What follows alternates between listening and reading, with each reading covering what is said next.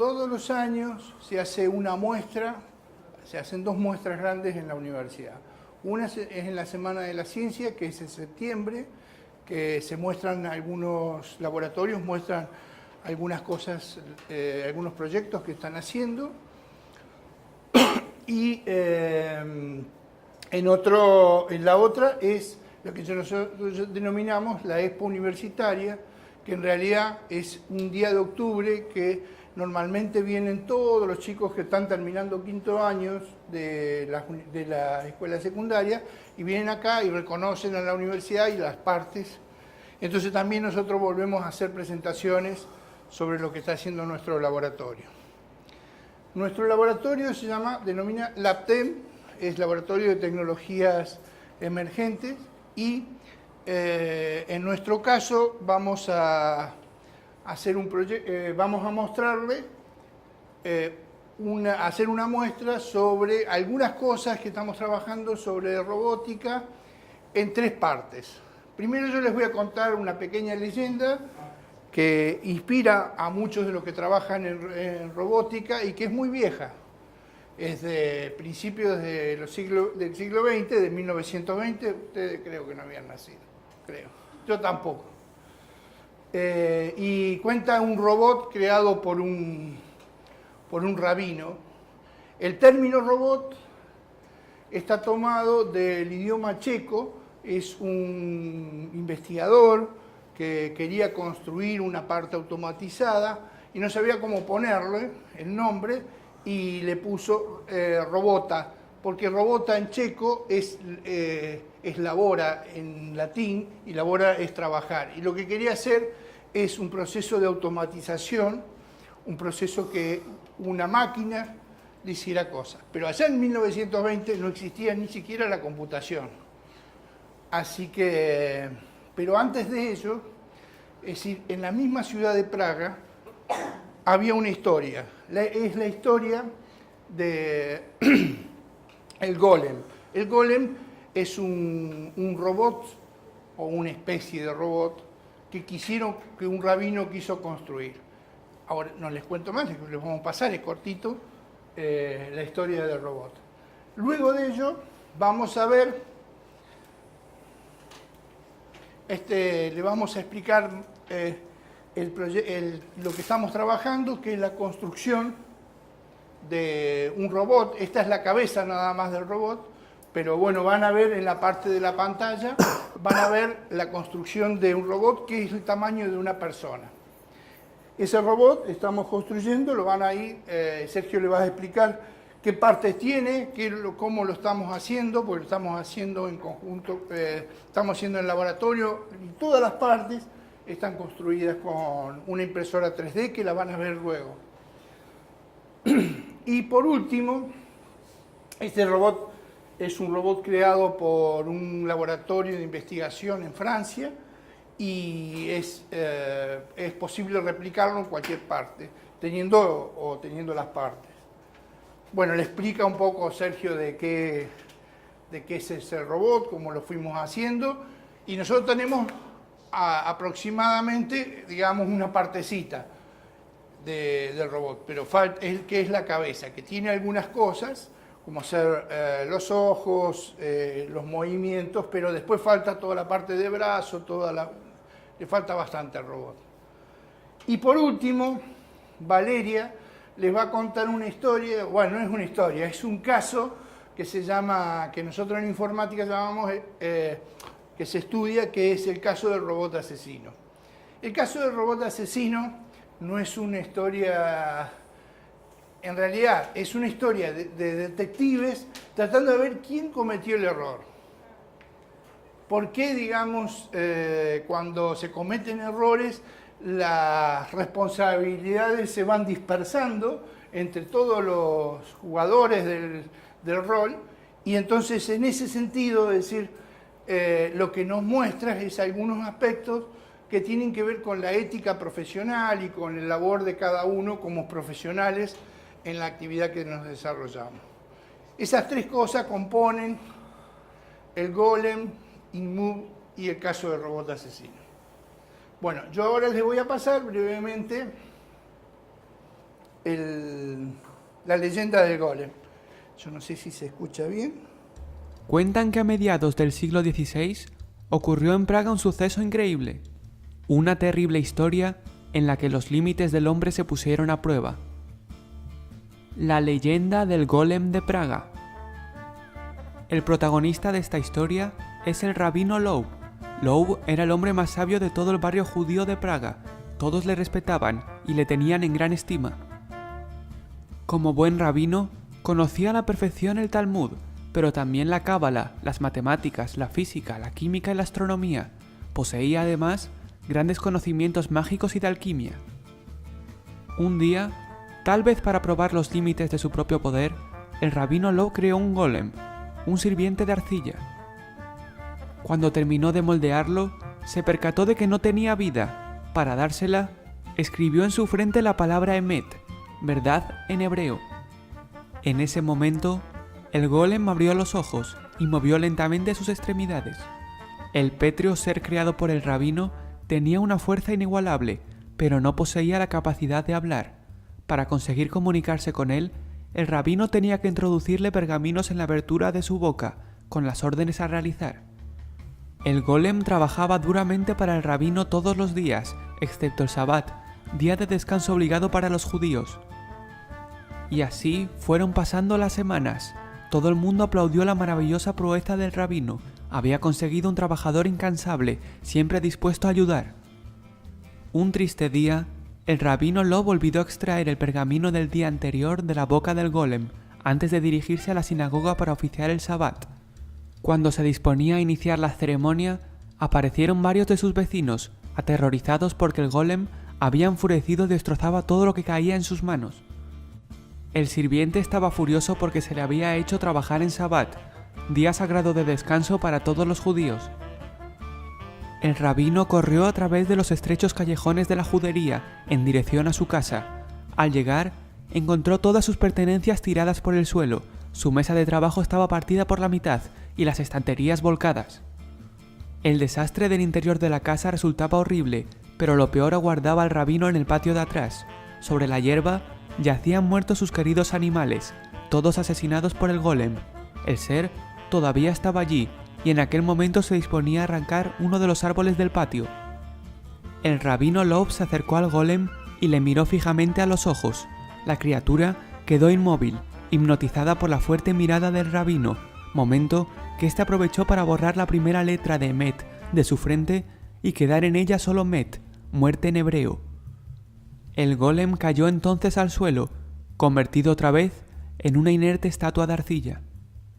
Nunca más volvió el rabino a animar la figura de arcilla. Según la leyenda, esta fue guardada en el desván de la sinagoga Viejonueva de Praga, y allí sigue todavía, esperando a que alguien sea tan osado como para volverla a dar vida. Bueno, la historia es, digamos, estamos hablando de 1600, así que mucho tiempo. Entonces, algo de historia, bien. Entonces, esta leyenda cuenta, yo no sé si alcanzaron todos a escuchar, es decir, que un rabino, que es un sacerdote judío, trata de construir un robot, no se llamaba robot, al que denominó el golem, y que la idea es que ese golem hiciera cosas. Desde ese momento la gente ya estaba pensando en su cabeza, no tenía la tecnología, en construir un robot.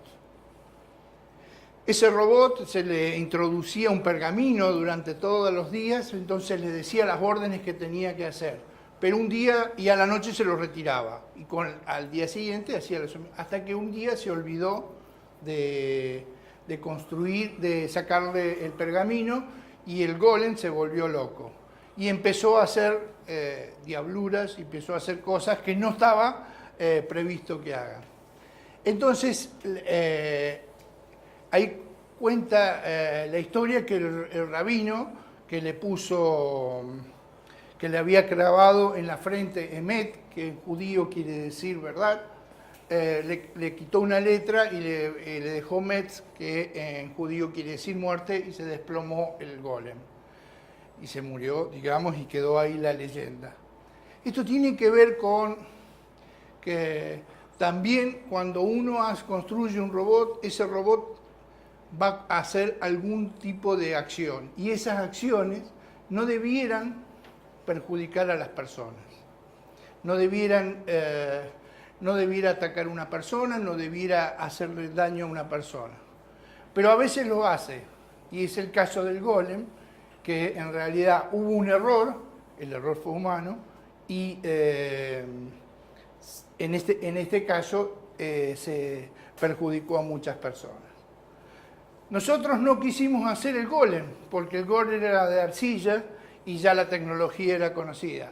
Lo que tratamos de hacer, vamos a poner, eso se pueden acercar un poquito más. Yo les voy a pasar en el fondo el video original de la gente de Francia que está construyendo el robot, mientras Sergio le cuenta un poco de qué se trata, digamos, el proyecto.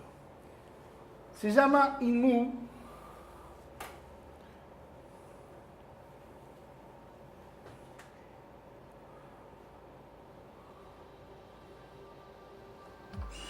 No les voy a poner ese la robot voz. armado en su totalidad, digamos.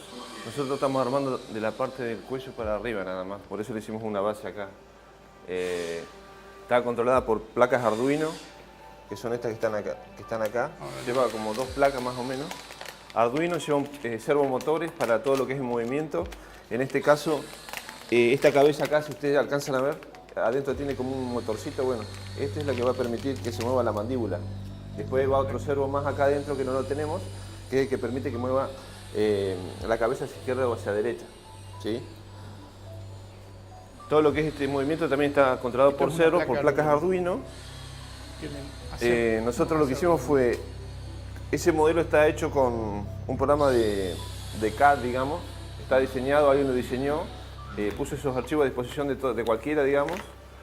Esos archivos nosotros los bajamos y con una impresora 3D imprimimos esto. Ustedes igual ahora van a ver, cuando vayan a la otra parte que es de la impresión 3D, van a ver cómo ese modelo que ustedes ven ahí en la computadora se convierte en esto, ¿sí? Acá está construido, por ejemplo, que todavía no está montado, la parte de los ojos, que tiene un par de servos para que se muevan los ojos hacia izquierda o hacia derecha. Los ojos que van Sí, ahí. bueno, justo se me soltó. Hacia izquierda o hacia derecha. Esto va dentro de la cabeza y ahí un ojo impreso, bueno, que falta también colocarlo. Falta la cámara, porque Sí, los ojos y llevan una cámaras camarita, digamos. que sirven para... Después está la parte, bueno, que no está montada, que es la parte de las orejas, digamos, en teoría, que irían acá, en esta parte, que es por donde saldría el sonido. En realidad, este robot tiene un programa que lo controla y ustedes pueden interactuar con el robot, o sea, ustedes pueden hablar y el robot le va a responder. O sea, nosotros programamos el programa sin conectar al robot y sí, vos podés decirle hola, ¿qué tal? ¿Cómo estás? Y el robot te contesta, digamos. La idea sería que cuando interactúe o cuando hable, el robot se tendría que mover acá, simulando que está hablando, ¿sí? Incluso ahí en el sitio de InMove de Francia, he visto una foto donde incluso el robot tiene como un bebé en los brazos. O sea que aparentemente la fuerza que tienen los servos y la construcción es bastante robusta, digamos, para incluso cargar a un bebé. Bueno, yo no me arriesgaría tanto, pero bueno, en la foto aparece un bebé, digamos. Después, hay algunos que han variado. Por ejemplo, acá en el video ustedes ven que está construido hasta acá, no está la parte de esta parte de acá para abajo no está construida. Porque aparentemente ahí han tenido problemas. La idea sería que el robot pueda caminar. Algunos directamente le han hecho una base con ruedas, directamente y han hecho la mitad del cuerpo para arriba nada más. Entonces el robot se desplaza con un par de rueditas, digamos. Todo esto es controlado por un programa, digamos,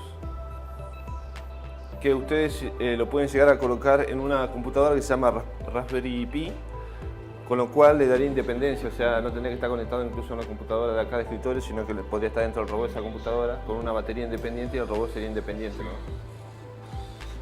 Sí, la Raspberry es una computadora, del tamaño no es esta, pero es el tamaño, será el tamaño un poquito más chico que esto, ¿ves? Es Es un como tamaño la, y como la tiene placa, con este tamaño, como la placa Arduino que tiene ahí claro, Daniel. como la, Es más o menos de ese placa tamaño de la Arduino, computadora. un poquito más grande, pero no mucho más grande. Este es el sitio, digamos, esto uno podría hacerlo y si tuviera una impresora puede replicar el proyecto.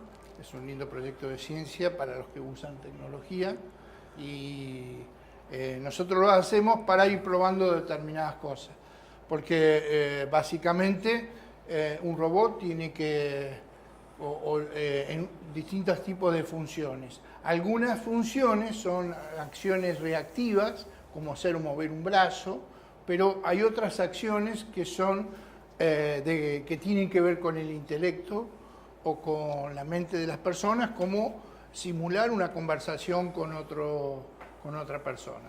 Eso es mucho más complejo, también tiene que ver con líneas de proyectos que nosotros tenemos de inteligencia artificial. Hoy en día es accesible, entre comillas, porque la impresora 3D hoy en día uno puede llegar a construir. Tiempo atrás, años atrás, era medio imposible, digamos, acceder a una impresora 3D. Hoy en día, digamos, a ver, el Colegio Industrial tiene una hace mucho, eso hace rato que tiene una impresora 3D y por ahí capaz otras personas acá en Caleta también la pueden haber armado. Entonces por eso tenemos la posibilidad de armar el robot. Si no, es como todo, tenés que mandarlo a pedir, que te lo impriman. Este tiene la otra Bueno, parte. esta tiene la otra parte armada. Incluso hay algunos que le han armado, le han puesto un componente de la Kinetic, con lo cual emula movimientos. Ustedes si van a la página van a ver que hay una persona frente al robot, hace un movimiento así, el robot hace el mismo movimiento, lo duplica.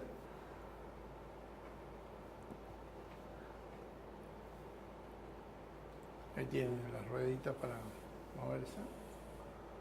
Bueno, Ahí hay un tiene montón de una robots batería ahí que se en pueden la hacer parte de hoy atrás. en día y replicar. Nosotros elegimos este por el tamaño, es bastante impresionante en cuanto a verlo, digamos, la cabeza, es una réplica de una persona y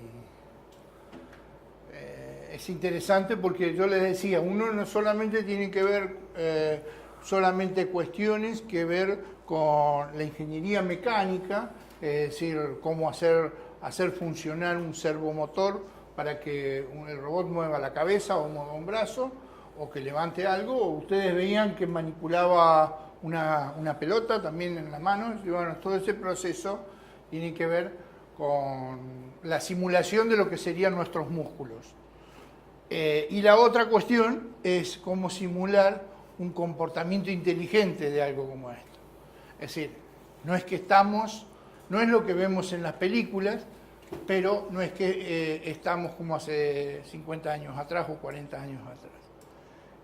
El avance en la robótica es muy impresionante, nosotros lo vemos en muchas cosas hoy, digamos la automatización, verán en las fábricas, es decir, brazos robóticos que construyen o pintan un automóvil, pero no es solamente eso. Fíjese que se le ha modificado, que hay en la parte de atrás como tiene como una tablet, aparentemente. Acá. Una pantalla. O sea, del modelo base han sufrido modificaciones. Hay algunos que le han agregado, por ejemplo, esta tablet ahí que debe ser para controlar el robot ahí directamente o cargarle algún tipo de instrucción. Hay en otros lados, por ejemplo, que usaron este robot para crear piel sintética y darle una forma más humana, por ejemplo. Esa es toda una discusión, si los robots deben parecerse a los humanos o no deben parecerse a los humanos, o ser cosas diferentes, digamos. Pero es una cuestión que no tiene que ver con la técnica o con la tecnología, tiene que ver con una parte más filosófica de la ciencia. Es decir, que discute hacia dónde avanza la robótica. Es decir, la robótica avanza hacia a lo que nosotros querramos que avance. Ese va a ser nuestro límite. Pero hay una cuestión que se presenta en una película muy vieja que es de los años 1970, que se llama 2001, Odisea del Espacio, y es una persona que viaja en una nave espacial y hay una computadora, y esa computadora, es decir, la persona tiene que volver a la Tierra y tiene que desconectar todo. Y antes de desconectarla, la computadora le pregunta al astronauta, decir, ¿qué me va a pasar a mí? En realidad eso es el estado de conciencia, saber que, estar consciente que algo va a suceder, un robot que sabe que va a suceder algo y que eso lo va a afectar a él. Eso los robots hoy no lo tienen. Eso es lo que se discute en robótica, es decir, si los robots tienen que tener conciencia o van a tener algún día conciencia, y si alguna vez tienen conciencia los robots, no sabemos, hoy por lo menos no lo sabemos, estaríamos en un proceso en donde los robots podrían construir robots. Fíjense que acá le han colocado pestañas incluso a los ojos del robot. Es una robotina en todo caso. Ellos trabajan, tienen una materia que se llama robótica, ¿verdad? Sí. ¿Y con qué trabajan? Con Arduinos. Bueno, entonces los Arduinos los conocían. Bueno, estas cosas se pueden hacer con ese tipo de placas también. Nosotros más que nada queríamos que ellos vean lo que ellos pueden llegar a lograr si se interesan. Supuestamente esto lleva 2 placas Arduino Mega que controla todo el robot. Hay una Sí, parte que más controla una la pequeña computadora o conectado con una computadora. Ahora le vamos haciendo, yo le voy a poner, vos me decís Valeria y yo... Sí, yo. Bueno, chicos, buenos días, mi nombre es Valeria Varas, yo trabajo acá con mis compañeros, nosotros somos ingenieros en sistemas, ¿sí? Me gustaría saber ustedes de qué curso son. Ustedes van a primer año, entonces están trabajando con robótica y demás. Bueno, les contamos, nosotros acá tenemos una carrera que se llama Ingeniería en Sistemas, ¿sí? Ahora bien, ¿ustedes qué creen que se puede llegar a hacer en una carrera que se denomina Ingeniería en Sistemas? ¿Qué idea tienen? ¿Qué aprendemos? Aprendemos a programar. Bien, imaginemos, si ustedes se ponen en internet y empiezan a investigar, ¿ustedes pueden llegar a programar algo? Sí. ¿Y hace falta venir a la Ingeniería en Sistemas para realizar eso? No. Entonces, nosotros lo que hacemos es un estudio más profundo. Porque, ¿qué pasa? Cada persona, si se sienta e investiga en la computadora, puede llegar a tener los conocimientos para poder programar algo y poder utilizar el programa que realice. Ahora, imagínense si otra persona quiere utilizar ese programa. ¿Ustedes creen que va a poder? Va a ser difícil, ¿por qué? Porque ese programa no va a estar documentado, no van a tener manuales de usuarios, no va a estar estandarizado. Porque, ¿qué pasa? El que hace las cosas siempre sabe cómo usarlas, pero el que no las hace, cuando va a ver lo que realizó otro, le cuesta realizar la tarea. Entonces, nosotros acá en la Ingeniería de Sistemas, más allá de aprender a programar, que también aprendemos a programar, aprendemos todo un proceso de desarrollo del software en el cual se trabaja en equipo y cada una de las personas que componen el equipo tienen una responsabilidad, ¿sí? Yo hoy les voy a contar un caso que sucedió que se denomina el caso del robot asesino, ¿sí? Y este caso, a medida que yo se los voy contando, vamos a ir viendo las distintas cosas que sucedieron en un equipo de desarrollo para llegar a la horrible situación de que el robot asesino, que se denomina Robi CX30, así se denomina el proyecto y cada uno de los robots, mata a un operador. ¿Por qué? Porque realiza un movimiento que fue mal programado y mata a una persona, y todos sabemos que no es deseable que si yo creo algo, mi creación realice acciones que nos realicen un daño a nosotros. En este caso, el daño no fue material, el daño fue humano y una persona murió a causa de, ya vamos a determinar qué errores. ¿Sigo? Sí. El acusado en este caso fue el programador de Silicon Valley, que es el lugar donde este robot fue creado. ¿Qué pasa? fue acusado por homicidio no premeditado. ¿Por qué? Porque se determinó que él programó en unas líneas de código los movimientos del robot.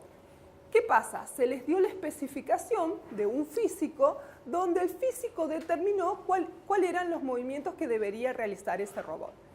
Este hombre, el programador, interpreta mal las ecuaciones que le entrega el físico. Entonces, al interpretar mal las ecuaciones, el robot realiza un movimiento que no debió realizar y mata al operador, ¿sí? Ahora bien, nosotros eso es lo que tenemos y eso es lo que sabemos, que en ese juicio se acusa al programador. ¿Por qué? Porque se advierte el error en el código. Pero también hay que tener en cuenta otras cuestiones. Yo coloqué acá aspectos a tener en cuenta. ¿Por qué? Porque en este caso, como en todos los juicios, hay un fiscal y ese fiscal dijo, bueno, la evidencia que tenemos es ese trozo de código que está mal programado, pero vamos a ver qué es lo que fue sucediendo a lo largo de la construcción de este robot. Porque para construir un robot no es que yo hoy me siento y construyo un robot. Hay todo un proceso y tiempos. Entonces, las cosas que fue descubriendo es que, como en todo equipo, teníamos personas que cumplían distintos roles. Y si ustedes se fijan, yo ahí puse gerente del proyecto y el jefe de la división robótica. ¿Vieron que esas dos personas se están mirando un poco desencontradas? ¿Por qué? Porque lo que cuenta el caso es que estas personas tenían muy mala relación, ¿sí?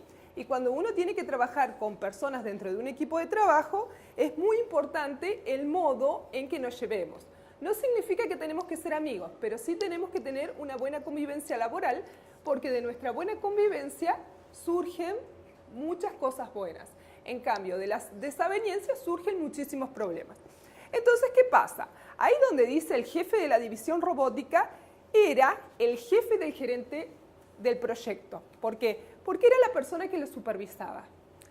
Cuando el proyecto se comienza a llevar a cabo, que acá donde dice gerente del proyecto, era el que estaba encargado de toda la construcción del robot. Entonces, el jefe de división se da cuenta de que el proyecto venía retrasado. Teníamos 6 meses de retraso. El proyecto debía ser entregado un 1 de enero. Sin embargo, las cosas no estaban realizadas y el proyecto estaba retrasado. Entonces, fíjense que la gente que estaba trabajando empezó a trabajar bajo mucha presión. ¿Por qué? Porque este jefe de división robótica le dijo al gerente que si las cosas no estaban el 1 de enero, iba a echar a todos. Y ustedes saben lo que pasa cuando la gente piensa que va a perder el trabajo. Trata de cumplir como sea para que eso no suceda. Entonces, ese fue uno de los problemas. ¿Qué más sucedió? ¿Qué más descubrieron? Uno más para acá, Daniel. ¿Para atrás? Sí. Ahí está.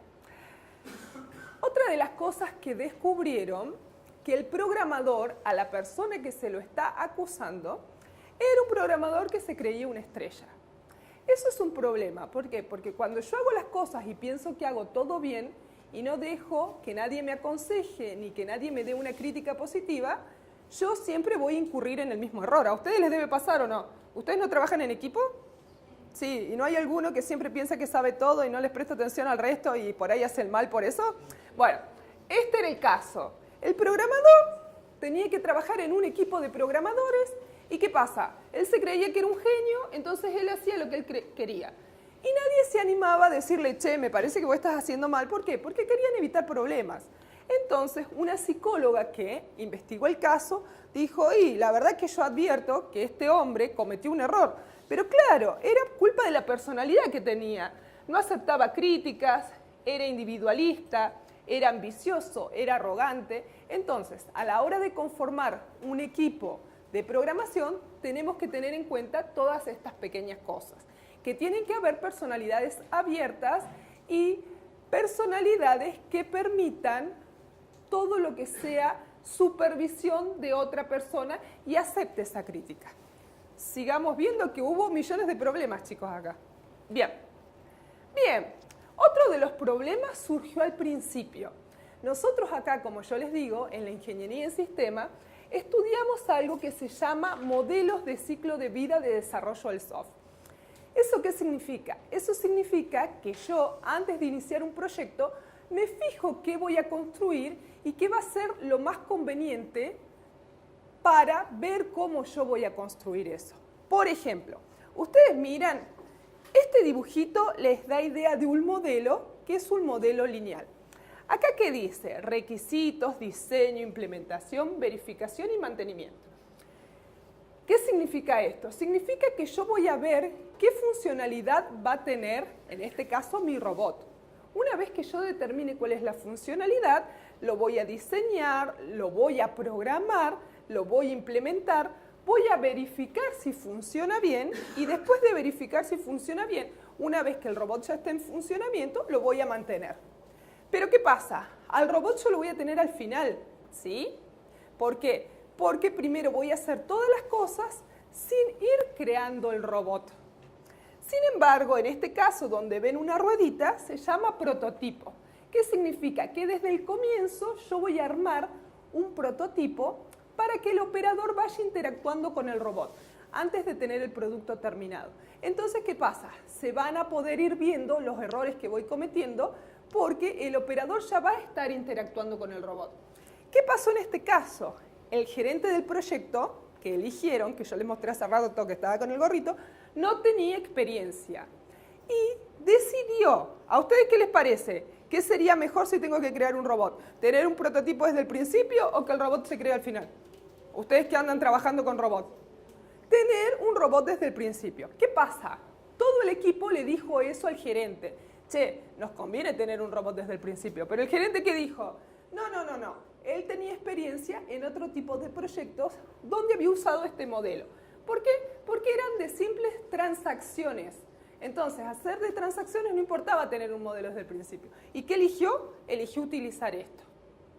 Fue otro de los errores que se cometieron dentro de este proyecto. Fíjense que ustedes son estudiantes del primer año y ya se dan cuenta que era mejor este. Él fue muy obstinado y dijo, no, yo voy a utilizar aquel porque yo soy el gerente del proyecto y ustedes tienen que hacer lo que yo diga.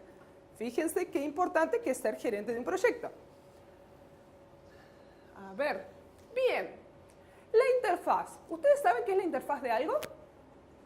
Bueno, la interfaz de algo es cuando yo creo un programa, la persona que lo va a usar va a ver pantallas para poder usar ese algo, ¿sí? Y esas pantallas, ¿cómo tienen que ser para ustedes? ¿Qué les parece? ¿Cómo son las pantallas de los juegos que ustedes juegan? ¿Qué les parece? Fáciles. Esa es la palabra. Tienen que ser fáciles de usar, ¿sí? Entonces, ¿qué pasa? En la construcción de este robot hicieron un análisis de las interfaces y el experto en interfaces dijo, esperen, porque yo creo que no solamente fue el problemita del código. La interfaz era imposible de entender. Lo primero que se dio cuenta, que la computadora que tenía que manejar al robot no tenía mouse. Al no tener mouse, ¿qué pasa? Tengo que colocar todo por teclado. ¿A ustedes les es fácil colocar todo por teclado o cuando trabajan con mouse? Con mouse. Imagínense para manejar un robot. Si yo tengo que ver que el robot está moviendo la mano y le tengo que tirar un código para que mueva la mano para el otro lado, se me viene complicando la situación. Entonces, la interfaz dice que tenía muchísimos menús y esos menús, aparte cuando uno los tocaba, tenía muchísimos submenús. Entonces, cada vez que yo tenía que realizar algo, tenía que ir recorriendo toda la interfaz por medio del tab. Y cada vez que yo quería seleccionar una u otra opción, tenía que introducir un código. Entonces, imagínense el operador, el estrés que tendría. Bien, otro de los errores que hubo fue que cuando nosotros vemos un cartel de error, ¿qué es lo que vemos siempre? ¿Qué color resalta un cartel de error? Rojo, ¿sí? Por ahí algún error no tan grave, azul. Pero en este robot, los carteles de error estaban en verde, no estaban en rojo. Y tenían muchísimos sonidos. Entonces, ¿qué pasa? El operador no sabía, porque ve un cartel verde y que piensa, ah, está ok, está funcionando ok. Otro de los problemas, metían una línea de código y el sistema no les devolvía si estaba haciendo algo, si no estaba haciendo. No sabían qué pasaba, ingresaba la línea de código y demás. ¿Qué pasa? Dicen que la persona que investigó al operador fallecido a la escena del crimen, que estaba la sangre sobre el teclado y al lado había uno de los 4 tomos de manuales de usuario. Imagínense 4 tomos de manuales de usuario. Determinó que cuando la persona se dio cuenta que eso verde que veía era un error, quiso ver en los manuales de usuario qué error era y quiso introducir el código para detener al robot. Pero ¿qué pasa? Cuando quería introducir el código, la computadora no lo tomaba. ¿Por qué? Porque si hubiera tenido un mouse, hacía clic y abortaba y ya está. Pero en este caso no se dio cuenta que estaba encendida una tecla que decía que estaba trabajando con el teclado numérico. Entonces, al no poder detener el robot hizo una mala maniobra más y lo mató. ¿Sí? Sigamos viendo qué pasó. ¿Por qué pasó esto? Esto lo deberían haber determinado si probaban al robot. ¿Y ustedes qué dicen? En un proceso de ingeniería, el robot se tendría que haber probado. Pero ahora miremos qué pasó cuando lo probaron. Bien. A ver, una más. Una antes. Sí. Cuando fueron a las pruebas, se dieron cuenta que las habían falsificado. ¿Por qué? Porque las cosas que le pasaron al operador sucedieron, pero como no estaba en las pruebas determinado. Porque descubrieron unos mails que se habían mandado al gerente de proyecto, donde este gerente de proyecto solicitaba, por favor, que las pruebas fueran fraguadas, porque si no, no iban a poder terminar el proyecto. Fíjense la gravedad de esto. Y el gerente decía que a él no le importaba porque él creía que no había blancos tan blancos. Decía que el blanco era como el color de la nieve. ¿Vieron que la nieve no es totalmente blanca? ¿Que está un poquito sucia? Bueno, entonces él decía, nuestro robot va a ser tan blanco como la nieve. Total, ¿qué puede llegar a pasar? Y solicitó que falsifiquen las pruebas. ¿Qué pudo llegar a pasar, chicos? Con las pruebas falsificadas porque no queríamos un robot tan blanco. Claro, ¿qué pasó? Murió una persona. Esto es algo muy grave. Entonces, fíjense, después de todas estas cosas que fueron pasando, una más acá. ¿Para atrás? Sí, porque... A ver. No. Para adelante. Sí. El entrenamiento de los operadores fue insuficiente, porque imagínense, si los operadores, que son las personas que manejan, hubieran sido entrenados, se hubieran dado cuenta que el cartel verde determinaba un error, que cuando estaba el error tenía que buscar en 4 tomos, y eso se hubiera advertido antes y hubieran cambiado ese proceso. Pero eso tampoco se realizó. Una más. Entonces, para ustedes, yo les pregunto después de esta exposición, ¿quién fue el culpable? ¿Fue el programador? Fueron todos. Y eso es de lo que hablaba Daniel de la ética. Acá nos estamos formando como profesionales y ustedes se están formando como personas. Cuando ustedes van al colegio, más allá de adquirir los conocimientos, se forman como personas. Las personas no están separadas de los profesionales. Entonces, cada tarea que yo realizo, tengo que tener mucho cuidado cómo la realizo y tengo que ser bien consciente de lo que yo realizo. Si a mí me piden falsificar pruebas, no se puede, porque puede pasar esto. Si a mí me están diciendo, fíjate que me parece que tu código no es correcto, lo tengo que verificar, porque si no sucede esto. Si yo soy gerente de un proyecto, no me tengo que creer que sé todo. ¿Por qué? Porque hay gente que no puede tener el cargo que yo tengo, pero puede tener más experiencia, porque si no sucede esto. Entonces, nosotros en la ingeniería en sistemas, chicos, vemos todo este proceso y las cosas que se deberían hacer. Nos formamos como profesionales íntegros en sistemas. Nosotros creamos soft, podemos crear un robot, podemos crear un programa de computador, podemos crear lo que querramos, pero haciendo mucho hincapié en todo el proceso que conlleva esa creación y en la ética y la moral que yo voy a poner en ese proceso. ¿Les quedó claro? Todas esas piezas que ven ahí, todos los colores, todo eso está impreso por esta impresora y por aquella. Las piezas que tienen rojo igual, la misma impresora, están impresas por otra. Y esta que tiene algunos rosados, no sé si llegan a verla de acá. Pueden pasar algunos si quieren, más acá. Las piezas que están en rosado están impresas por aquella. Es decir, de una podemos seguir imprimiendo más piezas para crear una nueva y así sucesivamente crear varias. Lo que son los motores y las piezas electrónicas, bueno, eso sí lo compraríamos, ¿no?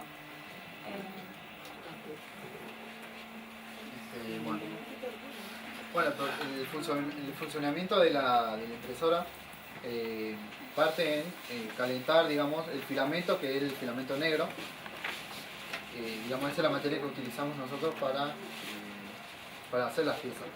El filamento, bueno, se lo calienta a cierta temperatura hasta que se derrite, digamos, y va formando la pieza, va apoyando el filamento sobre la pieza hasta llegar, digamos, al objeto que nosotros queremos, que en este caso es, ¿se alcanza a ver? Es como un gatito, bueno, que tiene para apoyar papel. Nosotros, bueno, en este caso el filamento se lo funde a cierta temperatura que sobre el extrusor, que es toda la parte roja que está en el medio. El filamento Es plástico, el plástico que usamos para crear cualquier pieza. Cuidado, no se acerque mucho porque eso está a mucha temperatura. Ahora está a 200 grados y a 80 la parte de abajo. Cuidado, no vayan a meter. Sí, la parte del espejo está a 80 grados y lo que derrite el plástico está a 240 grados más o menos, que es la temperatura que llega a fundir para hacer la pieza. Todas estas piezas, bueno, todas estas piezas nosotros las descargamos de un repositorio en internet.